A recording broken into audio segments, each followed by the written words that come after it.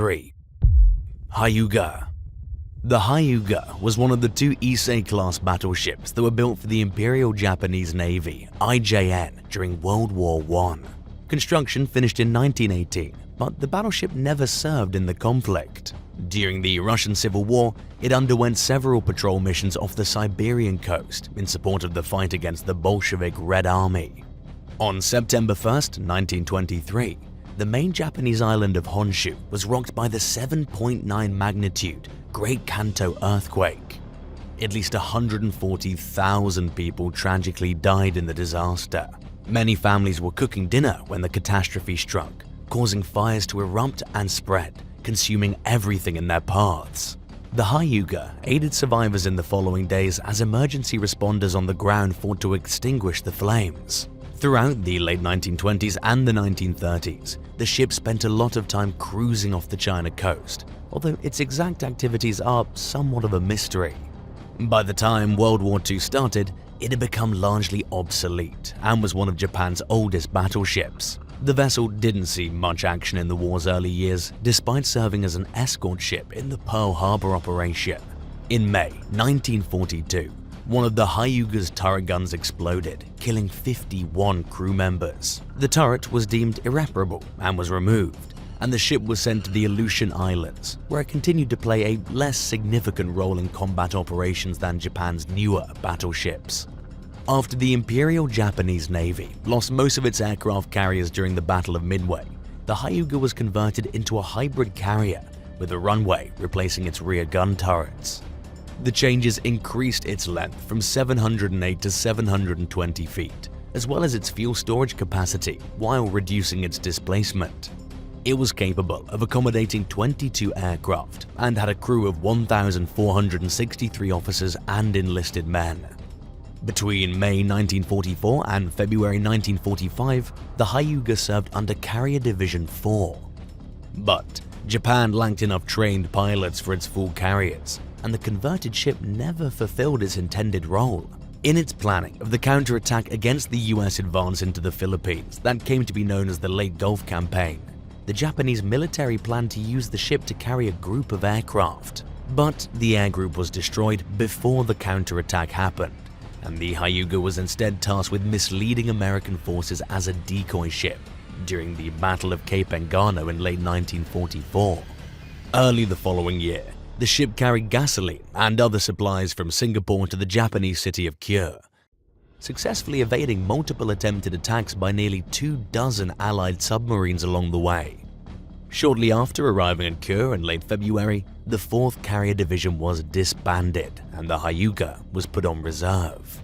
It remained anchored in Hiroshima Bay for the rest of the war with no fuel or aircraft, functioning as a floating anti-aircraft gun platform. 3 weeks after the vessel arrived, more than 240 American aircraft attacked Kure. 3 bombs struck the Hyuga, killing 37 and injuring 52 crewmen. About a month later, the ship was towed to another part of the bay. In an effort to camouflage it, the Navy painted it olive green with dark green splotches. When the Allies attacked Kure again in late July, the Hyuga was hit by 10 bombs, destroying its bridge and stem and causing multiple fires to break out. Over 200 sailors were killed and 600 were wounded. Over the following days, the ship began to take on water and sank in shallow water as the surviving crew members scrambled to remove any easily accessible weapons. They abandoned the ship 3 days later, and it was officially removed from the Navy Directory several months later.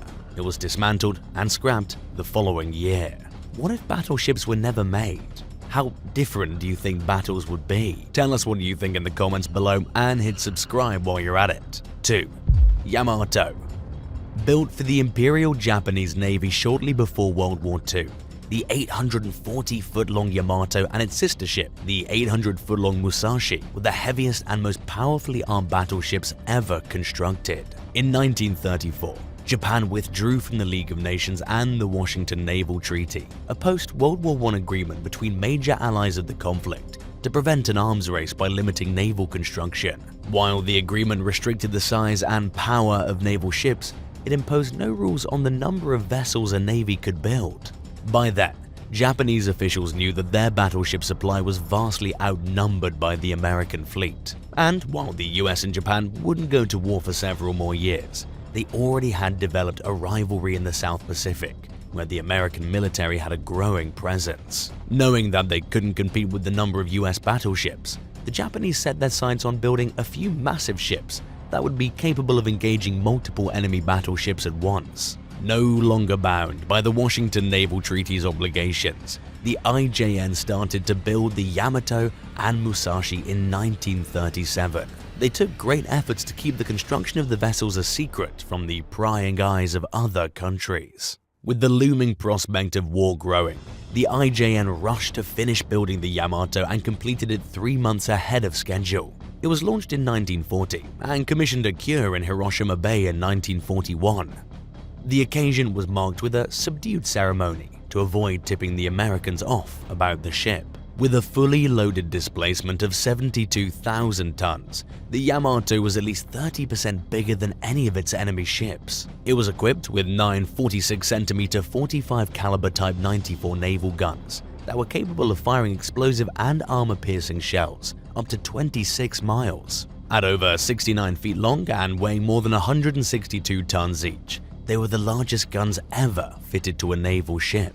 The vessel was also armed with more than 150 machine guns, most of which were capable of shooting 220 rounds per minute, and some that could fire at twice that rate. In addition to being heavily armed, the Yamato provided Navy sailors with some of the most comfortable living accommodations of the time, including air conditioning in some parts of the ship. Some of the highest-ranking naval officers lived aboard the vessel, and even the lower-ranking members of the 2,000-man crew enjoyed 10 square feet of living space each. The Yamato made its combat debut at the Battle of Midway in 1942 as the flagship of the Japanese combined fleet. American codebreakers had already learned of Admiral Isoroku Yamamoto's plan to disperse his fleet to lure Allied forces into a trap after intercepting the order for what the Japanese military called Operation 10 Ichigo, Heaven Number 1.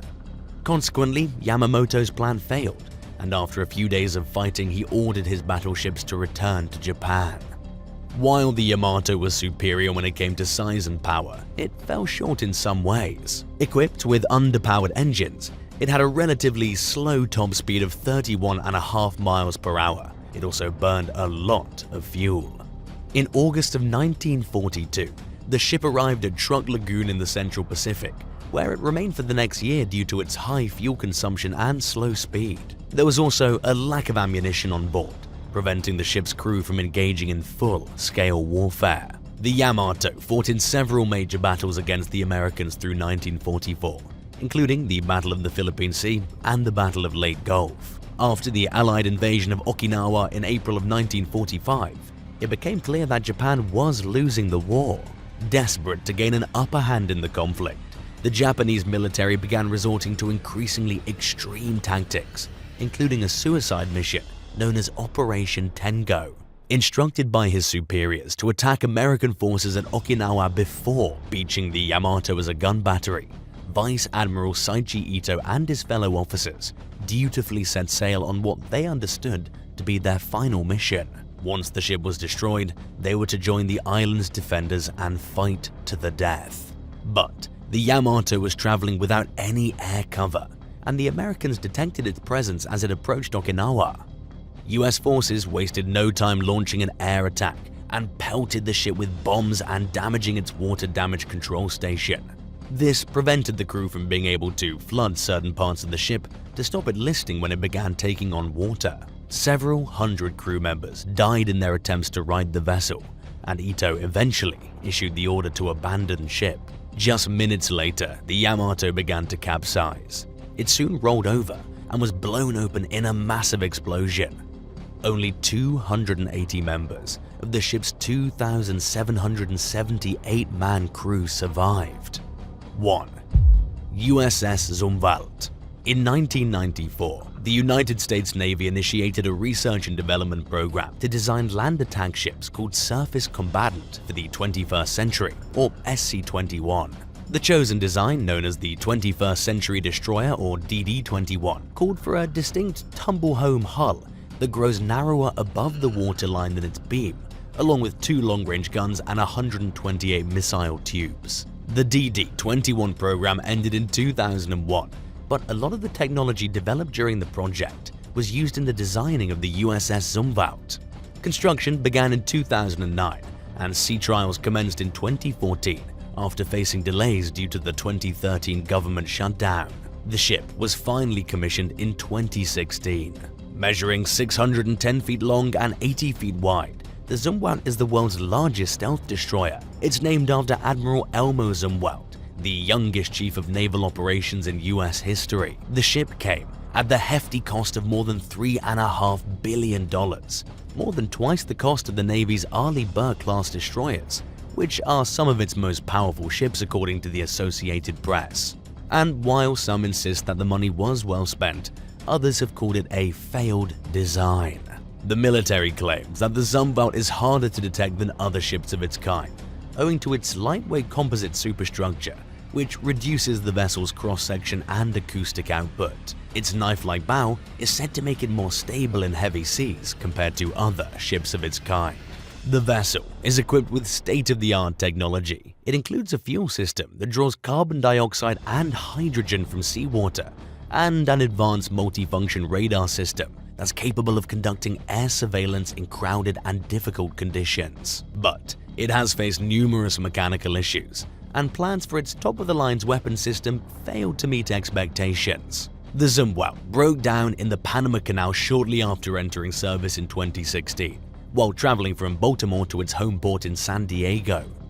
Water had gotten into some bearings, causing the ship to lose propulsion and hit the lock walls. It had to be towed through the rest of the canal by tugboats and underwent repairs before continuing on to its destination. In 2018, Military Watch magazine reported that the Zumwalt and the other 2 vessels in its class suffered from poorly functioning weapons, stalling engines, and an underperformance in their stealth capabilities. The report goes on to say that the ships have failed to fulfill their intended purpose, and even if they did, their development ran too far over budget to justify the cost. Military expert Sebastian Roblin seemed to agree with this view in a 2021 National Interest article, describing the vessels as an ambitious but failed concept. He wrote that they lacked several vital features of a multi-purpose destroyer warship, including anti-ship missiles and anti-submarine torpedoes. Ammunition for the weapons that the Zumwalt does have were ultimately taken out of production due to cost. After the Zumwalt encountered a host of issues and the second vessel in its class, the USS Michael Monsor, failed during sea trials, the Navy began to consider alternative uses for the ship. Their first idea was to refit them as dedicated ship hunters. Shortly before he retired in 2021, former US Strategic Command leader General John Hyten suggested refitting the ships with nuclear cruise missiles. But the military ultimately decided to equip the Zumwalt with hypersonic missiles, a goal it's hoping to achieve by 2025. Known as the Common Hypersonic Glide Body, CHGB, the weapon system that the Navy plans to implement uses a rocket booster to fire missiles at more than 5 times the speed of sound, or around 13,000 miles per hour. Originally developed as part of a modernization effort undertaken by the US Army and Navy, the CHGB is designed to be both maneuverable and difficult to detect. For now, the Zumwalt remains lightly armed and seems to exist more for show than anything else. In September 2022, it traveled to East Asia as part of the Task Force 71 Destroyer Squadron 15 Squadron of the 7th Fleet, which operates out of Yokosuka Naval Base near Tokyo. Former Navy captain and military analyst Carl Schuster told CNN that the Zumwalt's presence in the region is more political than military, as it awaits the installation of the CHGB system. Whether the military will live up to its claims about the ship's planned superiority this time around, after already failing to do so once, remains to be seen. 10. Antarctic Tanks. You may have heard rumors that Hitler tried to build a secret Nazi base in Antarctica. And while the gossip of this base has been swirling around for decades, there's never been any concrete proof to back them up. But there is evidence that between 1939 and 1941, the Americans sent their own armed expedition into the icy continent. We know it happened because the tanks the Americans sent are still there, rusting away and slowly getting destroyed by Antarctica's harsh environment. The expedition team was called the United States Antarctic Service, or the Third Birds Expedition. The unit was led by the famous polar explorer Richard Byrd and was made up of 59 men with a whole heap of equipment. This crew and their machines were transported across the ocean by ship and dropped on the shore of Antarctica, where they would stay for 2 years to chart the coastline. In order to help them get around, the explorers used 3 M2A2 light tanks. It wasn't until 1941 that the expedition team was forced to call it quits because of the trouble brewing in Europe. When war broke out with Nazi Germany, the team abandoned both their Antarctic bases, left behind all of their equipment and their tanks without ever having used them in combat. The only thing the tanks were used for was driving over snow and traversing through the rough, rocky terrain of Antarctica. They're now mostly covered in ice and slowly decaying. 9. World War II landing craft. Lake Mead is the largest man-made water reservoir in the entire United States. But as America experiences one of the greatest droughts in reported history, the lake is drying up fast. And while that's bad news for people who like flushing their toilet and convenient plumbing, it's good news for people who like finding crazy stuff. Because everything from skeletons to war machines have been revealed by the rapidly declining water level. Once hidden by the lake's waves, one of the most interesting vehicles recently found was a Higgins landing craft that was used in World War II. It's been absolutely decimated by nature and almost completely rusted through after spending decades trapped underwater. As of July 2022, the Higgins landing craft has sprouted halfway out of the water. That's pretty scary considering it was originally 185 feet beneath the surface. This gives you a good idea of just how much water the lake has lost. But what in the world was a boat used to storm the beaches of Normandy doing all the way in Lake Mead? The Associated Press says the craft was probably brought back to America and used for surveying purposes along the Colorado River before it sank for unknown reasons. 8. The Island of Death. The Battle of Guadalcanal took place between August 7, 1942 and February 9, 1943. It was the first major battle on land by the Allied forces in their ongoing war against Japan. It was mostly United States Marines involved in the fighting. The soldiers had landed on the islands of Guadalcanal, Florida, and Tulagi. When they first arrived, the Japanese were taken by surprise and swiftly kicked off the islands. Then, for half a year, the Japanese men struggled desperately to regain control of the land, but every desperate attempt ended in failure.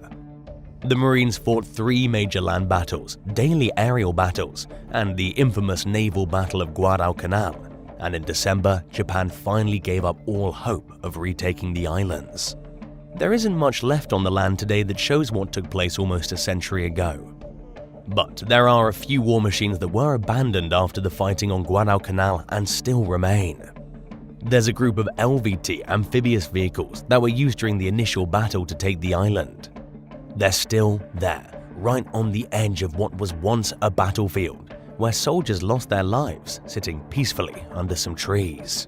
The vehicles have grass growing out of their roofs and are slowly being returned to nature. 7. The Ghost Fleet of Mallows Bay. The Ghost Fleet of Mallows Bay in Maryland is a perfect example of just how quickly man-made war machines can get taken over by nature. The murky waters of Mallows Bay serve as a ghostly ship graveyard. The remains of vessels that fought in World War I are decaying rapidly in the water's depths. These were powerful steamships built specifically for war, vessels designed for killing, destruction, and death.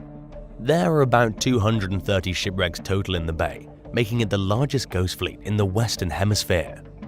Dozens of the boats are poking out of the shallow water, with their waterlogged hulls crumbling away piece by piece. But things aren't as bad as they seem.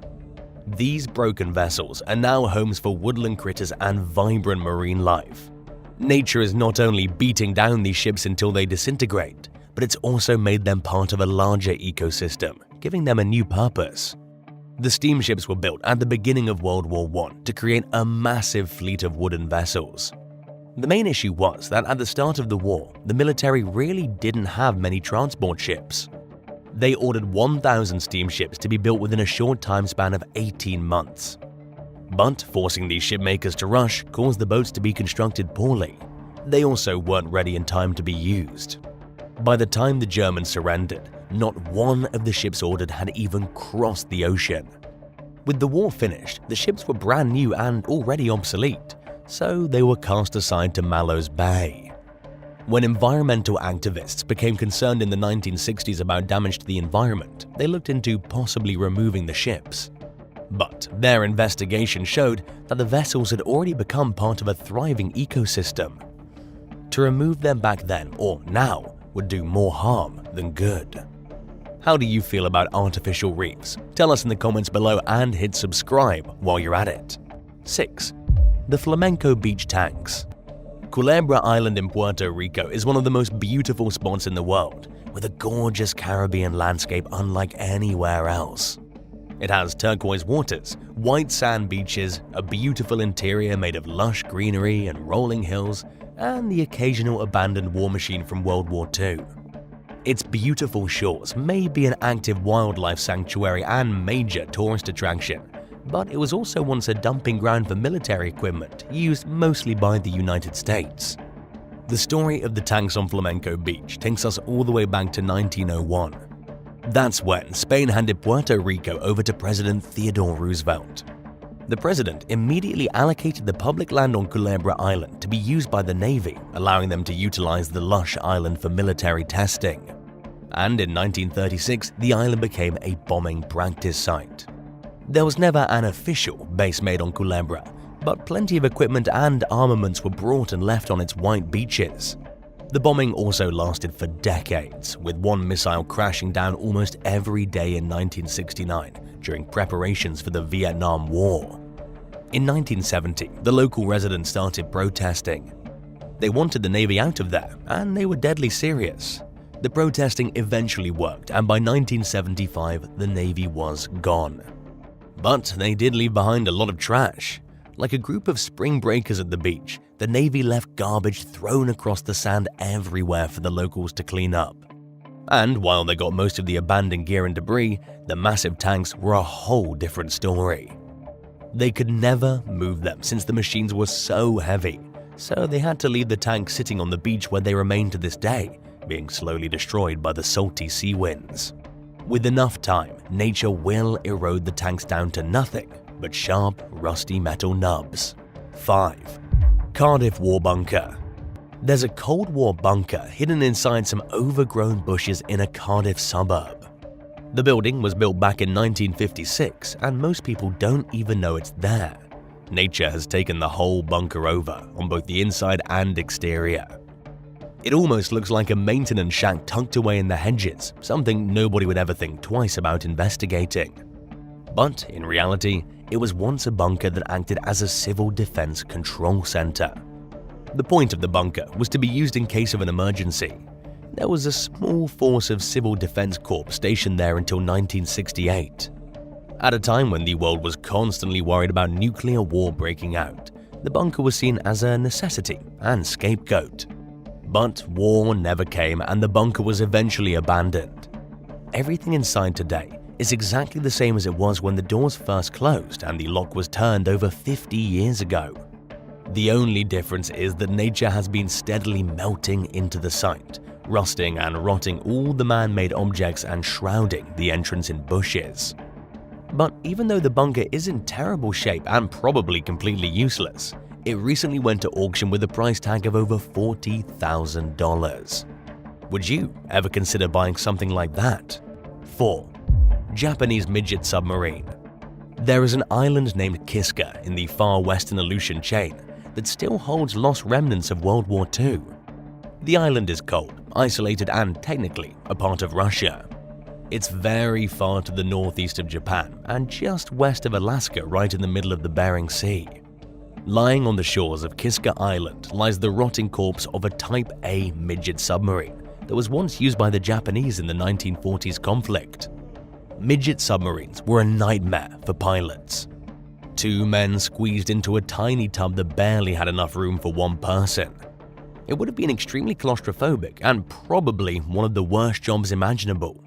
The two men in the submarine then had to look for ships and fire miniature torpedoes at point-blank ranges. The whole purpose behind the Midget subs was to evade detection, get close to a ship, and shoot directly at its hull for optimum damage. The rusted submarine on Kiska was discovered by an archaeologist named Deborah Corbett and her team when they were searching for prehistoric sites on the island. They never expected to come across a 78-foot-long sub covered by grass and sunk into the dirt. It must have been abandoned in 1942 when the Japanese left. Now, the Midget sub is just a few years away from getting fully consumed by the Earth. 3. The unfinished fortress. The Stachelberg artillery fortress stands on a hill overlooking the town of Barbie, near the Kirkenos Mountains in the Czech Republic. It's one of the largest fortresses located in the country, but it's not fully finished. Construction on the defensive fortress started in 1937. But in 1938, when the United Kingdom, France and Italy agreed to hand Czechoslovakia over to Germany in order to avoid war, which started anyway despite this gesture, the construction of the fortress was paused. And for that reason, the fortress was never actually finished. It was a ruin before it was completed, and the place was abandoned once the war fully began.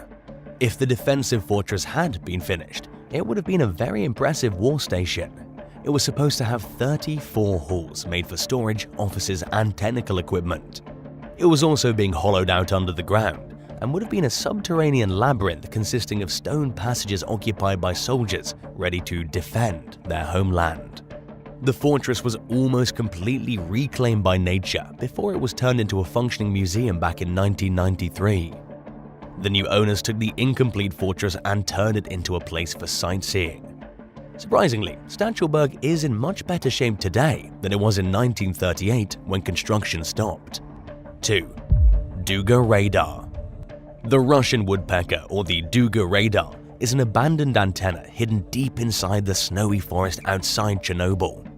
It's just north of Ukraine's capital of Kyiv, tucked away in a peaceful fairy tale woodland. Despite its whimsy, there are no people here since it's technically in the Chernobyl exclusion zone and still considered radioactive. But other than the radioactivity, the creepy Soviet base and the huge antenna system, it's really all very peaceful. The Dugga Radar stands an overwhelming 492 feet tall, stretching over 2,100 feet in length. It was one of the most important military facilities used in the Soviet Union's communist empire. It was a huge advancement in technology during its time, as an enormous structure of antennas, turbines, and metal piping. The purpose of the radar was to detect missiles getting directed at the Soviet Union. Built in 1972, the radar should have been able to detect missile launches from halfway around the world by picking up signals bouncing off the ionosphere. But in reality, Soviet scientists didn't fully understand the ionosphere, and the radar dish never lived up to its desired potential. Then, when the tragic Chernobyl disaster happened and the USSR began to crumble, the radar was abandoned altogether. These days, it's on the verge of total destruction. The massive antenna system is being constantly beaten down by nature and will likely break or fall any day now. 1. The Battle of Saipan. Saipan Lagoon in the northern Mariana Islands is home to multiple diving sites where curious divers can get a look at incredible abandoned military machines, Japanese shipwrecks and aircraft, as well as US landing vehicles and airplanes. In the clear waters off the coast of Managaha Island and in Tanapag Harbor, these once mighty war devices are being converted by nature into thriving underwater habitats for marine life. Further south in the Charlan-Canoa Lagoon, 3 US tanks are now home to colorful fish and countless marine critters. The war machines have been reclaimed by natural elements and turned into artificial reefs. The reason there are so many wrecks in this particular location is that the Mariana Islands, and specifically the island of Saipan, set the stage for one of the fiercest battlefronts in World War II. The Pacific D-Day is what many historians refer to it as.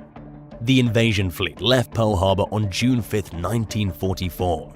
And from June 15th until July 9th that year, Operation Forager fought the Japanese and pushed them back closer and closer to their homeland. As the Americans pushed them back, countless vehicles were left to the sea's mercy. Which of these slowly degrading war machines is your favorite? Number 3. HMS Perseus.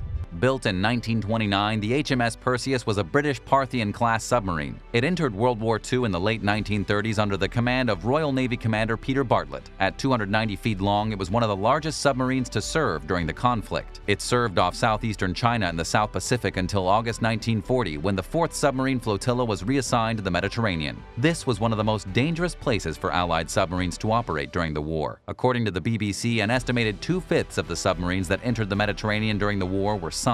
And when that happened, almost everyone on board always died. Throughout the war, there were only 4 successful escapes from stricken British subs. The Perseus managed to avoid disaster until the night of December 6, 1941, when it struck an Italian mine. Just 10 days earlier, it had left from a port in Malta with 59 crew members and 2 passengers aboard. All but one of them lost their lives in the explosion. Shortly before hitting the mine, the Perseus surfaced to charge its batteries under the cover of night. It was traveling off the western coast of the Greek island of Kefalonia when the devastating blast happened. The lone survivor, 31-year-old Navy stoker John Capes, later said that he was sleeping when disaster struck with what he described as a life-shattering jolt. He was thrown out of bed and had little time to think as the lights went out and the Perseus plummeted toward the sea floor. Water began spewing into the engine room as Capes grabbed a torch and saw that he was surrounded by at least a dozen dead floating bodies. He couldn't exit through the engine room door, which was forced shut by the weight of the water that was pushing against it from the other side. It was clear that the door was becoming weak under the immense pressure and that Capes had to act fast if he wanted any chance of surviving. By the time he helped 2 injured men to the escape hatch they exited through, the submarine's depth gauge was reading at over 270 feet. Far deeper than the breathing equipment that the men were wearing had been tested at. The breathing device helped Capes float up to the water's surface, where he waited for the 2 other survivors. Neither of them appeared. Capes spent the next 8 hours swimming the 5-mile distance to the shore of Kefalonia in the frigid winter weather. When he arrived at the beach, he collapsed from exhaustion. At the time, the island was under Italian occupation. Not wanting the castaway to fall into Axis hands, nearby residents covertly helped Capes to safety. He spent the next year and a half living on Kefalonia in disguise and under various aliases with the help of Greek intelligence officials until he finally had the opportunity to leave safely. An investigation of the wreck revealed that the depth gauge had malfunctioned and that it had come to rest at a depth of 170 feet, roughly 100 feet shallower than the gauge had read. Despite this, Capes still managed to defy the odds by surviving. Medically speaking, it shouldn't have happened, and whether he saved himself on pure determination or thanks to a physical anomaly remains a mystery. Commercial diver and explorer Kostas Thoktaridis rediscovered the Perseus wreck in 1997. He identified it with the help of Capes, who instantly recognized the sub in a photo of the wreck, which has a clearly visible crack from hitting the mine. The door to the hatch that Capes escaped through was still open, and the diving team found a mine anchor nearby, finally confirming long-held suspicions about the vessel's fate after 60 years. Today, the heavily corroded Perseus wreck is a popular diving attraction. Would you ever dive to see HMS Perseus? Let us know in the comments and hit that subscribe button while you're at it. Number 2. USS Indianapolis. The U.S. Navy heavy cruiser USS Indianapolis was conducting a mock bombardment drill off Johnston Atoll in the South Pacific when the Japanese bombed Pearl Harbor on December 7, 1941. It participated in an unsuccessful search for the Japanese carriers responsible for the attack and then escorted the aircraft carrier USS Lexington to the waters south of Papua New Guinea as part of a unit of ships called Task Force 11. After serving in the New Guinea campaign, the Indianapolis escorted a convoy to Australia. From there, it headed to Alaska to provide support in the Battle of the Aleutian Islands, where the task force attacked Japanese-occupied Kiska Island. The ship remained near the Aleutian Islands until the middle of 1943, when it returned to the South Pacific. Between then and late 1944, it participated in the invasion of the Gilbert Islands known as Operation Galvanic, the Battle of Macon, the Battle of Saipan, the Battle of the Philippine Sea, the Battle of Tinian, and the Battle of Peleliu. In early 1945, the Indianapolis served in the waters off Japan, where it assisted in the landings at Iwo Jima and the Battle of Okinawa. The ship played a major role in the Allied World War II victory with all the support it provided in major battles and operations. But its biggest impact on the conflict's outcome came in July of 1945, when it underwent a top-secret mission to transport uranium and other components for the atomic bomb nicknamed Little Boy that was dropped on Hiroshima weeks later. After dropping the materials off at the Tinian Island Naval Base in the Mariana Islands and stopping in Guam, the Indianapolis sailed towards Leyte Gulf in the Philippines to participate in a training exercise with the battleship USS Idaho. The vessel was nearly 2 days into its journey when it was struck by a Japanese torpedo in the middle of the night. A nearly 65-foot chunk of the ship's bow was blown off, and a tank containing 3,500 gallons of aviation fuel burst into flames. Then a second torpedo struck, hitting several fuel tanks and powder magazines and setting off a series of explosions that ripped the Indianapolis in two. The ship sank in just 12 minutes, taking 300 members of the 1,196-man crew with her to her watery grave. Around 900 sailors who survived the initial disaster made it into the water, where they spent the next several days battling dehydration, sun exposure, starvation, and shark attacks. Lifeboats were scarce, leaving many floating in life jackets or clinging to floating objects. The survivors formed groups of varying size, numbering from just a handful to as many as 300 while they awaited rescue. Some men caved to the temptation of thirst and drank seawater. They became even more dehydrated, which caused them to hallucinate and die. In the meantime, sharks were drawn to the site by the smell of human blood in the water and began to attack and kill the sailors. In a 2014 interview with the Indy Star, survivor Corporal Edgar Harold described hearing a blood-curdling scream before someone got pulled under and then seeing their life jacket bob back to the surface without them in it. That was how he knew someone had been killed by a shark.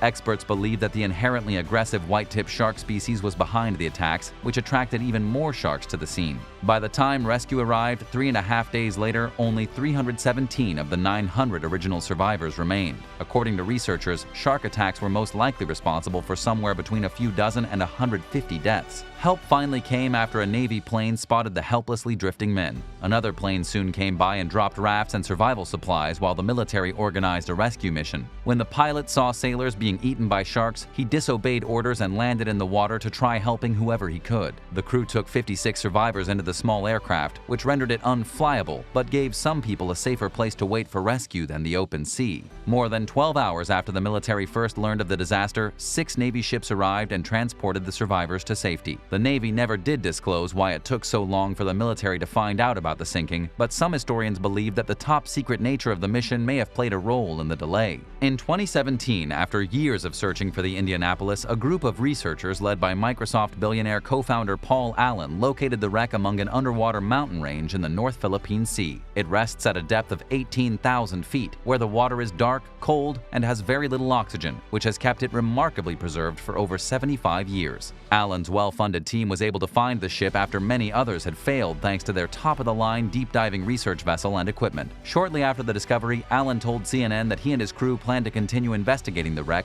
in hopes of resolving some of the unanswered questions about what led to its sinking. Number 1. USNS Card.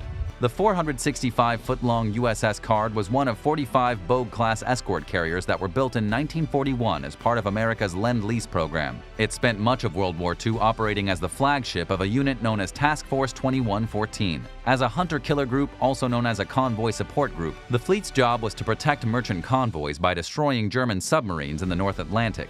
The Card and its aircraft were credited with destroying 11 German submarines throughout the war, making it one of the most successful ships of its class. Immediately after the war, it participated in an effort to repatriate 8 million American military members from overseas known as Operation Magic Carpet. The ship was decommissioned in 1946. It re-entered service in 1958 as the USNS Card and operated as an aircraft transport under the command of a civilian crew as part of the Military Sea Transportation Service (MSTS), which supplies the U.S. military with sea lift and ocean transportation. Starting in 1961, the ship regularly delivered supplies to Saigon for the South Vietnamese government. The port of Saigon was heavily guarded around the clock by police, the military, and undercover agents, but Viet Cong agents still managed to infiltrate the port and keep tabs on the activity that went on there. And the high level of security didn't stop VC Commander Tran Hai Fung from ordering his forces to attack the Card. He plotted the attack with help from Lam Son Nao, a Viet Cong commando who worked at the port as an electrician. In late 1963, Nao and his fellow commando mistook the Card's sister ship, the Core, as their target and wired it with 180 pounds of explosives. Luckily, a battery died and the bombs failed to explode. When Nao realized the mistake, he told his superiors, who encouraged him to destroy the Card at all costs. He got his chance to do so when the ship arrived in Saigon on May 1, 1964. That evening, he and a fellow commando loaded a new battery and bomb onto a canoe and traveled to the port along the Saigon River. After reaching the port district, they were stopped by a South Vietnamese police commander who let them pass by in exchange for a bribe, and the promise of another bribe on their way back through. The pair stopped at the entrance to a sewer tunnel and assembled the bomb device. They then swam through the tunnel tunnel and to the Card, which was anchored nearby.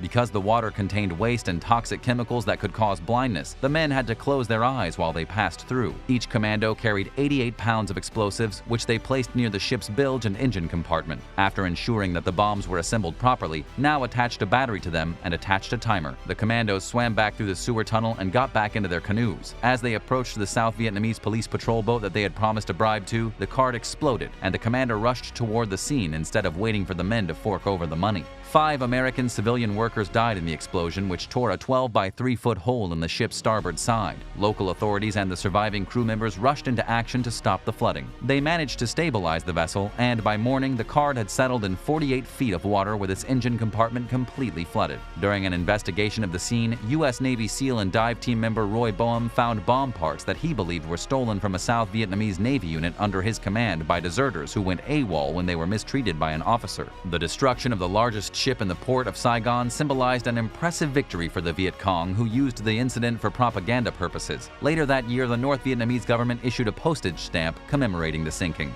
For a long time, the U.S. Navy denied that the Card had been sunk. It took 17 days to pump the water out of the ship and refloat it. It re-entered service in late 1964 after undergoing repairs and remained in operation until 1970. Thanks for watching. Which one of these doomed war machines did you find the most interesting? Let us know in the comments below, and don't forget to subscribe. Thanks again, and we'll see you next time for another amazing video right here on American Eye.